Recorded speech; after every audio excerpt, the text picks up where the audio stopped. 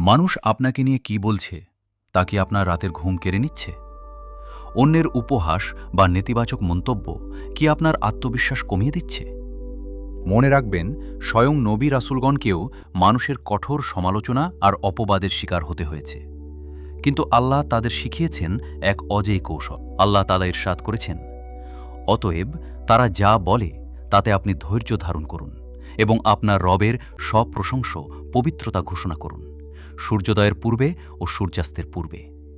অর্থাৎ মানুষের কথার জবাব মুখে না দিয়ে নিজের কাজ এবং আল্লাহর ইবাদতে মগ্ন হওয়াই হল প্রকৃত মুমিনের বৈশিষ্ট্য।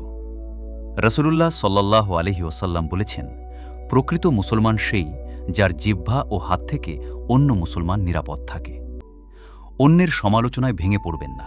মনে রাখবেন, মানুষ আপনার বিচারক নয়, আপনার বিচারক মহান আল্লাহ। যে আপনাকে নিয়ে গীবত করছে সে আসলে আপনার আমলনামায় তার নেকিগুলোই উপহার দিচ্ছে।